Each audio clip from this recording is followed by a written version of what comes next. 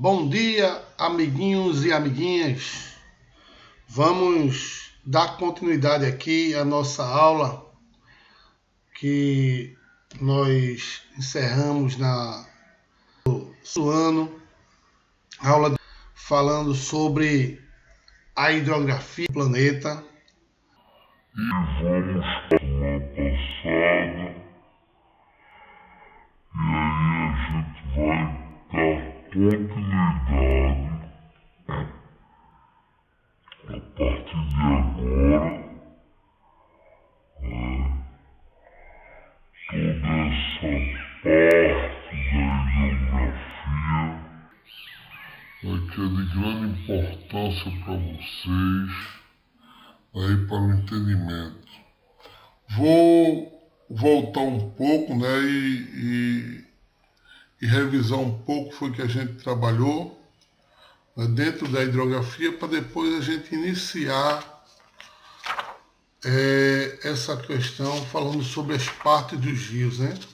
Falamos que a hidrografia é a parte líquida, não é, da Terra, porque anteriormente nós falamos de litosfera, né, que é a parte rochosa. Agora vamos falar da hidrografia, que é a parte líquida da Terra.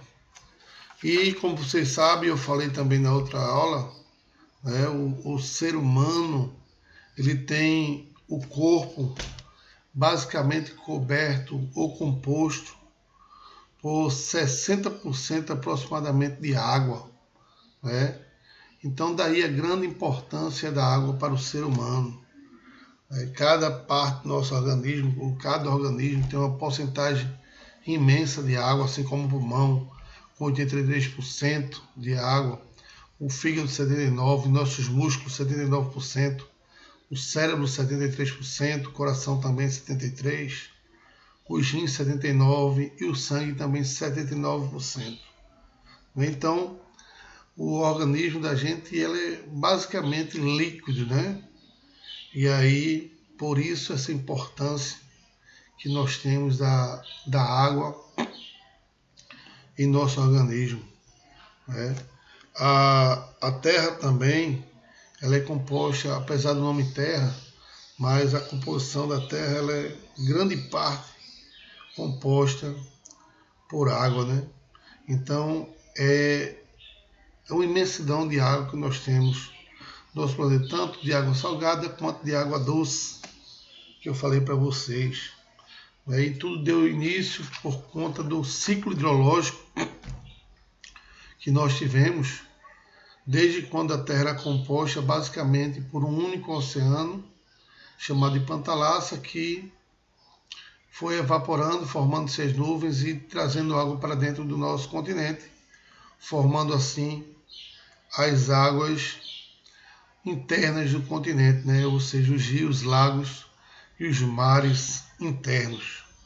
Então, essa questão ela é contínua, por isso dá-se o nome de ciclo das águas, né?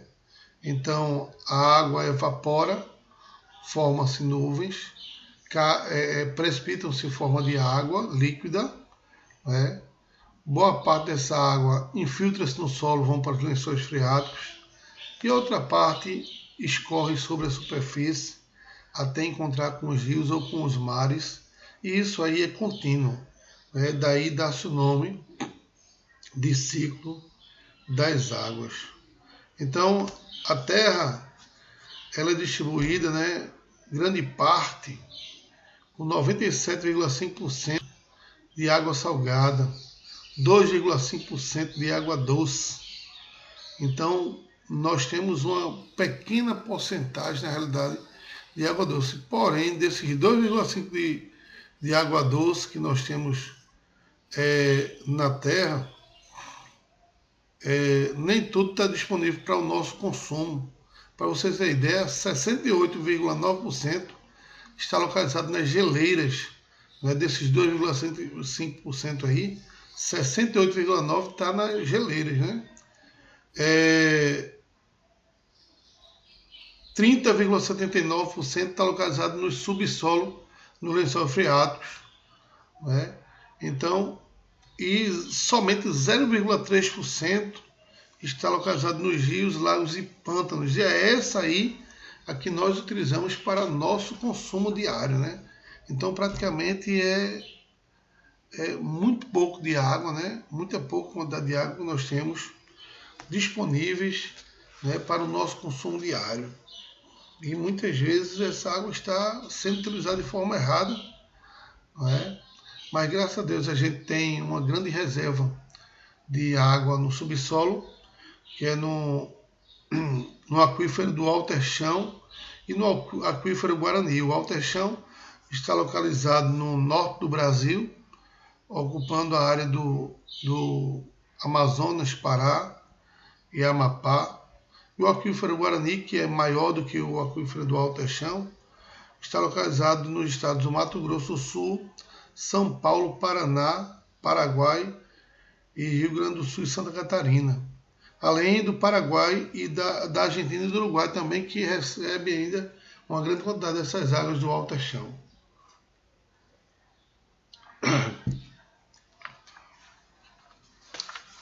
Então vamos agora falar sobre os rios, né, sua importância histórica, né, as partes desses rios.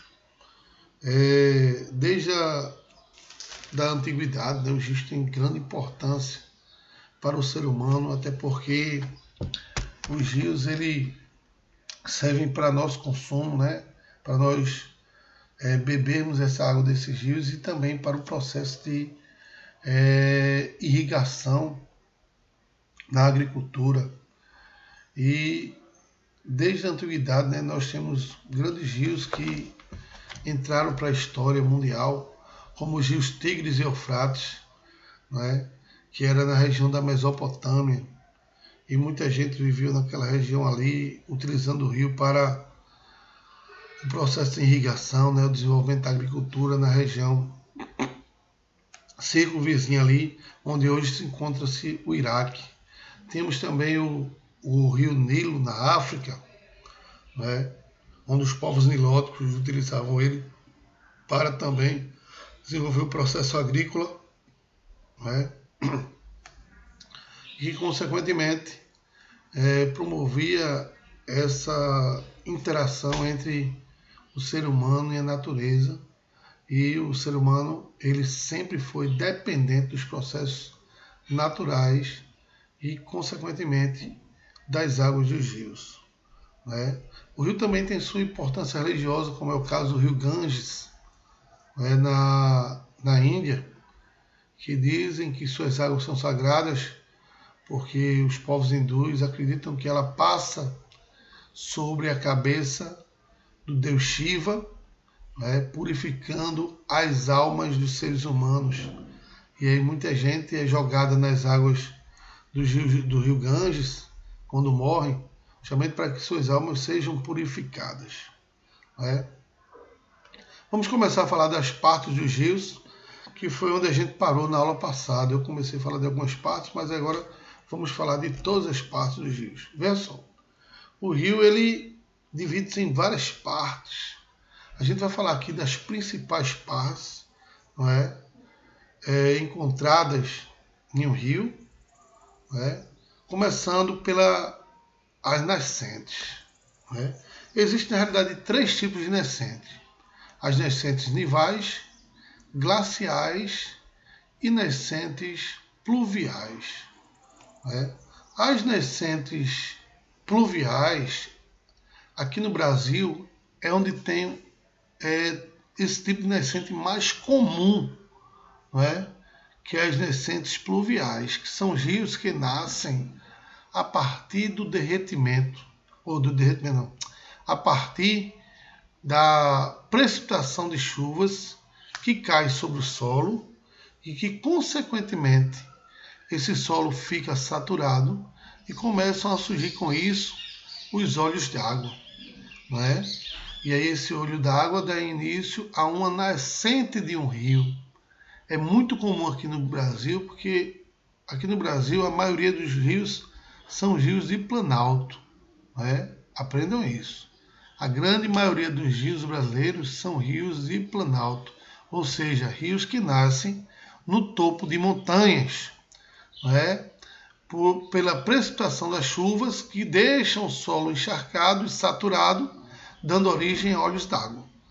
Não é? Então aí eu tenho nascentes pluviais, que são rios que nascem a partir de quê? A partir das águas das chuvas. Não é? E aí eu tenho esse rio, denominado rio nascente pluvial. Um outro tipo de nascente é a nascente nival. Que tipo de nascente é essa?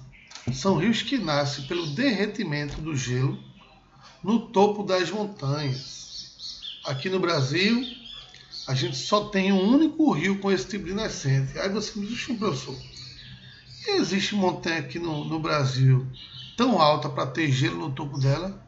Não. E como é que o senhor diz que existe um único rio aqui no Brasil que nasce com regime de nascente nival? É porque o rio que a gente tem aqui no Brasil que nasce com regime nival, ele não nasce no Brasil. E muita gente não sabe disso, que é o rio Amazonas. Né? O rio Amazonas ele não é totalmente brasileiro. Né? O rio Amazonas é um rio que ele nasce na Cordilheira dos Andes, pelo derretimento do gelo, no Peru. E aí ele vem descendo na cordilheira, passa por alguns países da América do Sul até chegar no Brasil. Quando chega no Brasil, ele recebe o nome de Rio Amazonas, por conta do estado do Amazonas, e vai encontrando com vários afluentes, como o Rio Xingu, o Rio Madeira, o Rio Negro, o Rio Solimões, aumentando com isso sua quantidade de água, seu volume de água, até desaguar no Oceano Atlântico, no estado do Pará. Então, esse tipo de nascente é um tipo de nascente tipo nival, que são rios que nascem pelo derretimento do gelo no topo das montanhas. Não esqueçam isso. Rios com nascentes nivais são rios que nascem com derretimento do gelo no topo das montanhas. Rios com nascentes pluviais são rios que nascem por conta das águas das chuvas que deixam o solo saturado, formando olhos d'água. Né? E o outro tipo de nascente é o nascente glacial. Aqui no Brasil, nós não temos rios por nascentes glaciais. São rios que nascem pelo derretimento do gelo das calotas polares. Nós não estamos próximos de nenhuma calota polar aqui, logo a gente não tem rio que nasça com derretimento de calota polar. Não é? Então, logo, a gente não vai ter esse tipo de rios aqui nessa região. Aí eu vou ter lá para o lado do Canadá, né, o norte da Europa, né, vai acontecer alguns tipos desse tipo de nascente. Uma outra parte de um rio é o chamado curso. O curso do rio é todo o trajeto do rio, desde a nascente à sua foz. Não é? É chamado de curso, onde o rio nasce até a sua foz. Então, é o caminho que o rio faz, não é? Até a sua foz. Então, é chamado de curso. Não é? Outra parte do rio é o chamado meandro. Não é? O meandro, em grego, significa mancha. No campo da hidrografia, é a curva sinuosa, semifechada, não é? Que forma o eixo central do rio, fazendo parte do seu percurso. Então, lá na metade do rio, né? Ou seja, no meandro do rio, as curvas que o rio faz, é chamado de meandro. Né? Então, eu tenho outra parte também chamada de montante. A montante, gente, é a parte do rio mais próxima da nascente. Ela ainda fica sobre os planaltos, não é? é onde vai começando a se juntar os rios afluentes, como começam a surgir os primeiros afluentes que começam a se juntar, formando assim um grande montante de água, né? E aí eu tenho essa parte aí chamada de montante. O meandro é a metade, ou seja, o meio do curso do rio, e eu vou ter também a jusante, né? Que é lá próximo à foz. Essa parte do rio, o rio começa a perder sua profundidade, né? Porque vai tendo um acúmulo de sedimento nessa jusante, e aí, consequentemente, eu vou ter essa parte do rio chamada de jusante, né? E aí eu vou ter a foz. A foz, ela tem de dois tipos: a foz de estuário e a foz de delta.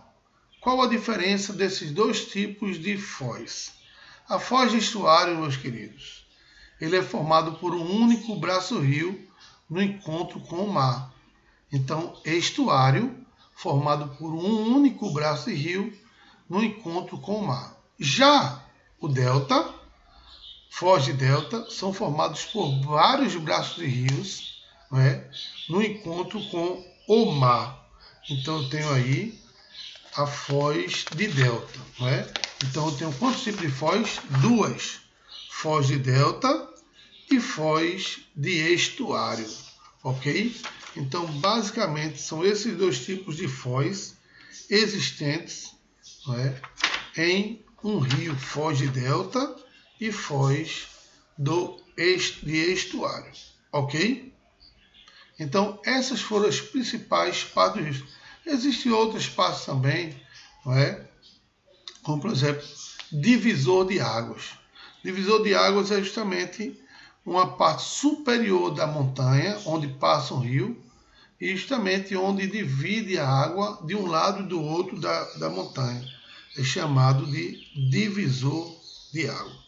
Deixa eu falar agora dos rios quanto sua direção, né? Quanto sua direção, eu tenho vários tipos de rios. Eu tenho rios arreicos, criptorreicos, endorreicos e exorreicos. Vou falar de cada uma dessas partes dos rios quanto a direção dele. Falando primeiramente dos rios exorreicos, não é?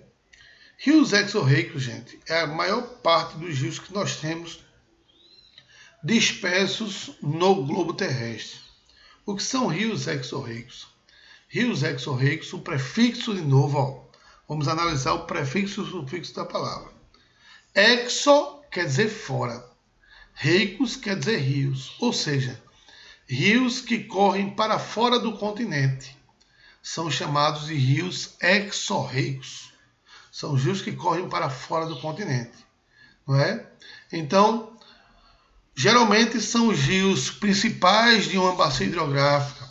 A bacia do Rio São Francisco, o rio principal, ele corre para dentro do oceano. A bacia do Rio Capibaribe, né, o rio principal do Rio Capibaribe, corre para o oceano. Esses são rios exorreicos. Já os rios endorreicos, vamos analisar de novo o prefixo e o sufixo da palavra. Reicos quer dizer rio, mais uma vez. Endor quer dizer dentro. Ou seja, rios endorreicos são rios que correm para dentro do continente. Aí eu tenho a grande maioria dos rios afluentes, né? Que eles não desembocam no oceano, desembocam em outros rios, geralmente no rio principal. Por exemplo, o rio Pajeú é um rio endorreico, porque ele vai até o São Francisco, não é? E aí deságua no rio São Francisco, e o rio São Francisco, que é um rio exorreico, vai para o oceano, né? Despeja suas águas no Oceano Atlântico. Então eu vou ter aí um rio endorreico, né, que é o rio Pajeú, e o rio exorreico, que é o rio São Francisco. Eu tenho também os criptorreicos. O prefixo cripto quer dizer caverna, reicos, rios. Ou seja, criptorreicos são rios que correm dentro de cavernas, né? São os próprios lençóis freáticos também, né? São rios que passam dentro da superfície terrestre, né? Então são os chamados rios de caverna, que formam-se pela infiltração da água na superfície terrestre, né? E acabam gotejando nas porções interiores da superfície, formando grandes lençóis de águas, considerados os rios criptorreicos, ok? E os outros são os rios arreicos. O prefixo a quer dizer negação. Reicos rios, então não são rios, são o quê? São lagos. Porque os lagos, eles não correm suas águas para local algum. Os lagos são isolados e a água do lago ele acaba evaporando e a outra parte infiltra-se no solo, né, dando origem aí aos rios criptorreicos nos lençóis freáticos, ok? E aí eu vou ter também os rios afluentes, os subafluentes e o rio principal. Rios afluentes são os rios que desaguam no rio principal. Os subafluentes são os que desaguam nos rios afluentes. E o rio principal desaguam suas águas no oceano, não é?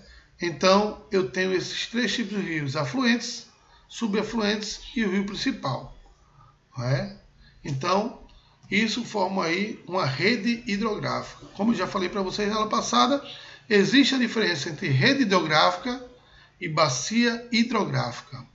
Bacia hidrográfica composta todos os rios da região e também o seu relevo que o circundam. Já a rede hidrográfica diz respeito apenas aos rios de uma região, contando aí com os subafluentes, os afluentes e o rio principal. Vamos falar agora sobre desperdício de água. A água, infelizmente, do nosso planeta, ela está sendo utilizada de forma incorreta, por conta justamente da falta de responsabilidade de boa parte da sociedade. A gente tem que também procurar analisar o que é realmente o desperdício de água. O desperdício de água ela passa a ser da maneira que você polui a água, que você utiliza no dia a dia, e também como você usa ela de forma errada. Às vezes você está passando numa rua e tem um cano estourado, água jorrando, isso é um desperdício de água. Na realidade, não é um desperdício de água. A gente tem que analisar muito bem o que é o desperdício de água. O desperdício de água é quando a água ela não serve mais para o consumo, quando você polui aquela água, ou então a partir do momento que você está usando ela de forma inadequada e você está apagando esta água. Quando a água de um cano está estourada e vazando, e correndo a céu aberto, não está sendo desperdiçado nada aí, porque a água está voltando para o lençol freático, para promover de novo esse ciclo da água. E a água, nesse caso, ela não está sendo poluída, e não está sendo desperdiçada, porque ela vai formar o seu ciclo.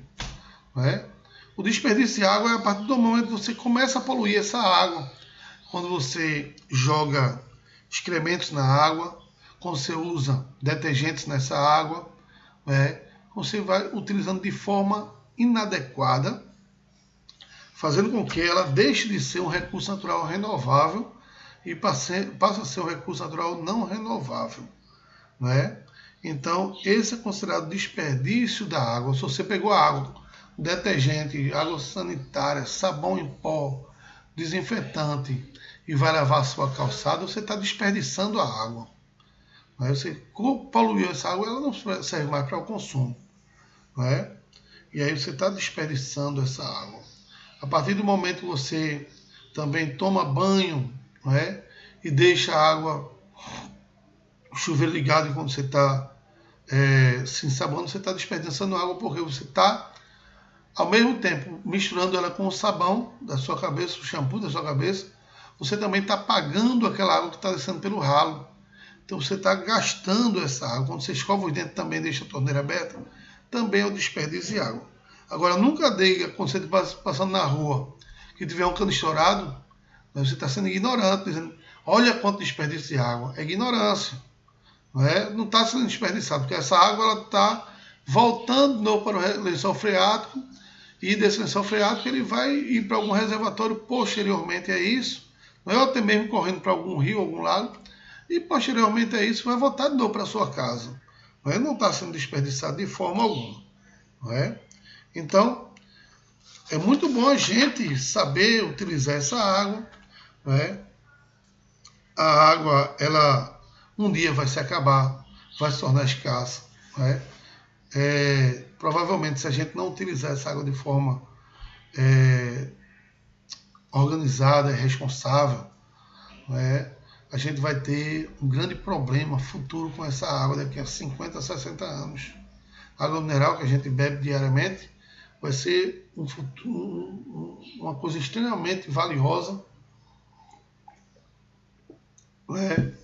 por conta da sua escassez. Vai ser como a gasolina hoje é tão cara, a gente paga gasolina tão cara, a água também vai ser cara justamente por conta dessa escassez. Por conta também do processo que vão ser utilizados também para promover a dessalinização dos oceanos de água salgada, porque futuramente essa água doce vai acabar. E a gente vai ter que ter algumas alternativas para podermos utilizar essa água, para que nós não passamos a morrer de sede e também temos que tomar banho também com a água do nosso planeta. Então, queridos, vou deixar aí um exercício também para vocês responderem, da página 206 até a página 210. Então, página 206 a 210, vocês vão fazer esse exercício na casa de vocês, com muita atenção, com responsabilidade, lendo tudo direitinho, fazendo tudo certinho. E aí, posteriormente, quando nós voltarmos com nossos encontros, quem sabe a gente vai ter que fazer essa correção. Quem sabe não, com certeza, vamos fazer toda essa correção do livro de vocês. Eu juntinho com vocês, a gente vai fazer essa correção. Eu soube uma notícia muito boa ontem, sobre a respeito do coronavírus, que os casos aqui em Recife já começaram a diminuir, graças a Deus. Algumas UTIs particulares e públicas já estão com vagas abertas. A UTI do Hospital Português também já fecharam uma, porque não tem necessidade de estar aberto, porque já não tem uma demanda muito grande, e que provavelmente essa pandemia deva se acabar lá para agosto. E aí vai ser quando nós voltaremos aos nossos encontros diários, ao vivo, se Deus quiser. Estaremos juntos e a gente vai fazer essa correção desse livro todinho. Questão por questão, vamos debater esses exercícios. Há males que vêm até para o bem. A gente vai ter um tempo bom para a gente discutir toda essa questão. A gente vai ter essas resoluções, essas correção desse livro. Na verdade, vai ser uma revisão geral do que vocês já aprenderam durante o ano, que a gente trabalhou aqui de forma sucinta, e aí vocês vão absorver ainda mais. Eu acredito que vai ser um dos melhores 6º ano que foi cursado aí na Escola Dinâmica, apesar dessa pandemia, porque a gente teve uma aula na íntegra do nosso livro. Vamos retomar de novo o nosso livro, fazendo todas as correções quando a gente tiver próximo aí, e aí vai ser uma revisão geral do que foi abordado durante o ano todo. Veja que maravilha, gente. Veja que coisa boa vai ser, na realidade, essa nossa revisão. Então, se vocês aprenderam, vão aprender mais ainda, durante nossa correção, que vamos trabalhar em cima desse livro consideravelmente. Então, vamos fazer esse trabalho que vai ser muito bom. Então a gente vai ter agosto, setembro, outubro, novembro e dezembro para trabalhar com todo o conteúdo que a gente já trabalhou, só em cima de revisão. Veja o quanto você vai absorver o conteúdo, vai ser excelente, vai ser muito bom em termos de conhecimento para vocês. Então vamos rezar, pedir a Deus, né, para que essa pandemia realmente se encerre em agosto até antes disso, né? Foi uma perspectiva pessimista, inclusive dos médicos, que ela ia acabar em agosto, mas se for otimista, vai ser bem antes do que isso, né?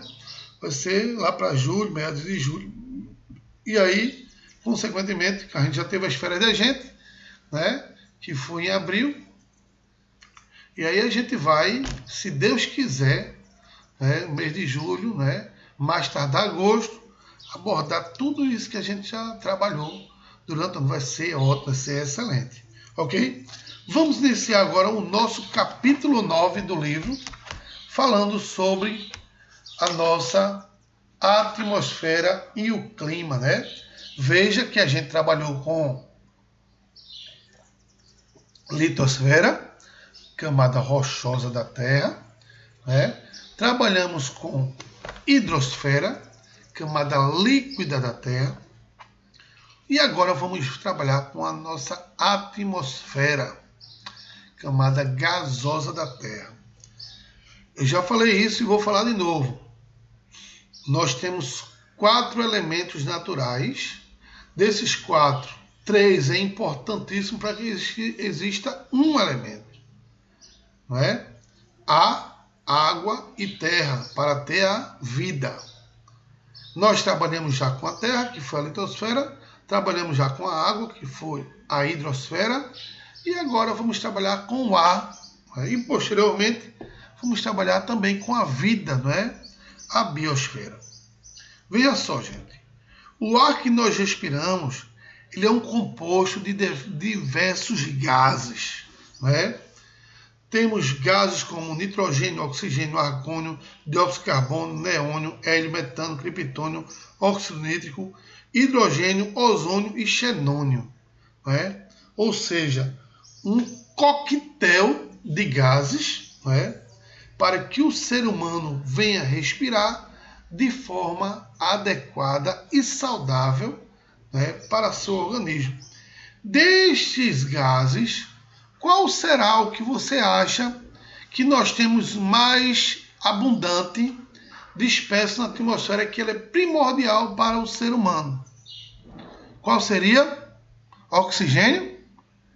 Não, eu tinha certeza que vocês iriam pensar que é o oxigênio, o de maior abundância na atmosfera, e na realidade não é. O nosso gás mais abundante que nós temos de espécie na atmosfera é o nitrogênio. Isso mesmo, gente, nitrogênio. Ele tem cerca de 78,8% de gases dispersos na atmosfera. Ele é primordial para a respiração e a existência da vida no planeta. Então, o nitrogênio é o gás mais abundante na atmosfera. Aí, depois do nitrogênio, nós temos o oxigênio, não é, com 20,95% em abundância. Não é? É uma grande quantidade de oxigênio, não é, que é, na realidade, um recurso também que é inesgotável. Nós temos oxigênio suficiente para a existência da vida humana e da vida dos vegetais na atmosfera. Aí, depois do oxigênio, nós temos os gases com menor abundância, que compõem a atmosfera, né, que é o argônio, 0,93%, o dióxido de carbono, com 0,035%, o neônio, 0,0018%, e assim sucessivamente, né, nós temos a composição de gases de espécies na atmosfera. E quais são as camadas que nós temos na atmosfera, né? Nós temos a atmosfera composta por várias camadas, não é? Nossa camada aqui, que nós vivemos na atmosfera também, né? Aqui nós estamos aqui, é a chamada troposfera. né, essa camada que vivem os seres humanos, né, os vegetais, né, que os balões tripulados também conseguem chegar, só na área da troposfera, que é essa área aqui que nós vivemos, não é? É a chamada da troposfera. Essa camada, ela se estende até 12 km de altitude, não é? Depois da troposfera, nós vamos ter a estratosfera. A estratosfera é onde voam os aviões tripulados, né, de passageiros, onde eu tenho os balões meteorológicos, onde eu tenho os aviões supersônicos, os jatos, não é? Algumas nuvens causadas por explosões vulcânicas atingem a estratosfera, não é? E essa estratosfera ela vai de 12 km de altitude até 60 km de altitude, ou seja, é uma camada um tanto quanto espessa, né? Grande, né? E aí o ar vai ficando um pouco mais rarefeito, né? As temperaturas também vão baixando consideravelmente, e aí por conta justamente dessa altitude. E aí depois eu vou ter a chamada mesosfera. Mesosfera é a metade, né, do trajeto desde a troposfera até a exosfera, que é a camada mais distante, ou seja, mais fora da atmosfera terrestre. Então, a mesosfera ela se estende de 50 km a 80 km de espessura, não é? E aí, consequentemente, essa camada ela tem uma temperatura muito baixa, em torno de 5 graus negativo, não é? É chamada mesosfera.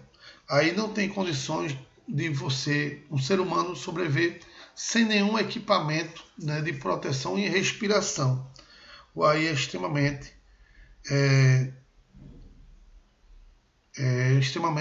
raro nessa camada. A termosfera é onde os ônibus espaciais elas ficam circulando, né, quando vão fazer algum trabalho no espaço sideral. Esse ônibus espacial ele consegue atingir essa região aí da termosfera, onde ela se estende de 80 a 500 km de espessura, né? E aí, consequentemente, é uma largura, uma espessura muito grande, é o local onde ficam os ônibus espaciais circulando na órbita da Terra. E a última camada da atmosfera eu tenho a exosfera ou magnetosfera. É uma camada que se estende de 500 a 800 km de espessura, onde estão localizadas as sondas espaciais e satélites, e onde os meteoros e meteoritos acabam se desintegrando ao entrar em contato com a atmosfera terrestre, porque ela tem uma temperatura de 1000 graus centígrados, ou seja, é uma temperatura muito elevada, e aí, graças a ela, que serve como proteção da Terra, não é? Que ela promove a desintegração dos meteoros, não é? Ou até mesmo a diminuição do tamanho dos meteoros por conta dessa temperatura, fazendo com que alguns meteoros atinjam a superfície terrestre com menor tamanho, não é? E aí formam-se aí os meteoritos. Agora também, se vier um meteoro gigantesco, né, em direção à Terra, essa parte, né, da exosfera ela não vai ter a possibilidade ou capacidade de reduzir esse meteoro a um tamanho que não venha causar um estrago na Terra. Como foi que aconteceu na era do período Jurássico, né, quando teve o choque de meteoro na Terra, na península de Yucatán, no México, que extinguiu toda a vida terrestre que existia na Terra naquela época, tanto os animais quanto os vegetais. Não foi, na realidade, o meteoro em si que acabou com a Terra, foi a consequência do choque desse meteoro, na realidade, né, que distribuiu grandes faíscas de fogo, né, quando houve esse toque do meteoro sobre a superfície terrestre, que essas faíscas começaram a queimar as florestas, formando uma nuvem densa de fumaça e de poeira, impedindo a penetração da luz solar sobre a superfície terrestre, e aí, consequentemente, os animais herbívoros começaram a morrer porque não tinha mais plantas para eles se alimentarem, né? E os carnívoros também começaram a morrer por conta da falta dos animais herbívoros, e aí todos acabaram desaparecendo da superfície terrestre, né? E aí deu início a uma nova era, posteriormente a essa. Vamos falar agora sobre clima e tempo, né? Qual a diferença entre clima e tempo, gente? Muitas vezes as pessoas começam e falam errado determinadas expressões, né? Pela força do hábito até. Às vezes a turma vai dizer, rapaz, o clima eu acho que vai mudar hoje, né? Tá fazendo sol, daqui a pouco vai começar a chover, eu tô vendo aqui fechar o tempo, né? Esse clima vai mudar. Tá errado falar isso. Jamais falem que o clima vai mudar, meus amigos. O clima ele não muda. Quem muda é o tempo. O clima é uma condição permanente da atmosfera. Já o tempo é uma condição temporária da atmosfera. Qual a diferença entre clima e tempo? Quando eu falo em clima, eu estou me referindo ao clima de um determinado local. Por exemplo, o clima do Brasil é um clima predominantemente tropical. Ele não muda, ele vai ser sempre o clima tropical. Qual o clima predominante do sul do Brasil? É o clima subtropical. Qual o clima do sertão nordestino? É o clima semiárido. Então ele não muda, não é? Agora o tempo não. O tempo é o estado momentâneo da atmosfera. O tempo ele muda de uma hora para outra. O tempo pode estar chovendo agora, quando de repente ele pode fechar, pode abrir e pode começar a fazer sol. E aí daqui a pouco ele fecha de novo e volta a chover. Então o tempo ele é o estado momentâneo da atmosfera. Ele muda rapidamente.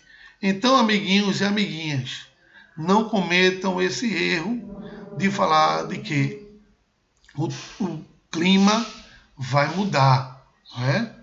Não cometa de forma alguma. O clima ele não muda. Né? O clima ele é constante. Eu tenho o clima tropical, o clima subtropical, o clima temperado, o clima semiárido, o clima polar, entre outros climas dispersos no planeta. Então o clima ele é constante. O tempo é que ele é o que? Ele é temporário. Olha, o tempo já diz, temporário. Ele não muda, ok? Alguma dúvida sobre isso? Não? Então, não esqueça, tempo, ele é momentâneo, clima permanente, ok? Nenhuma dúvida, né?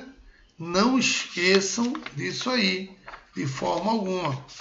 Então, qual o gás mais abundante que nós temos na Terra, na atmosfera?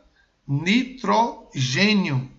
Não esqueça, gás mais abundante, nitrogênio. O oxigênio, ele é menos abundante do que o nitrogênio. Então, nós temos algumas coisas que devemos começar a tirar de nossas cabeças, por conta de culturas que a gente escuta falar no dia a dia. Mas o gás abundante é o nitrogênio, o oxigênio é o segundo mais abundante. As camadas da atmosfera, troposfera, estratosfera, mesosfera, termosfera, e exosfera. Então, temos essas camadas que são importantíssimas para a existência da vida sobre a Terra. Não é? Então, gente, eu vou dar uma paradinha agora, para tomar um cafezinho. Daqui a pouco a gente volta, para continuarmos a nossa segunda aula. Vou tomar uma aguinha também agora ali, encher meu copo depois, para a gente voltar, e aí continuar com nossa aula, nossa segunda aula, na realidade, que será abordado no dia de hoje, ok? Um abraço, daqui a pouco a gente volta com mais geografia do professor Júlio César.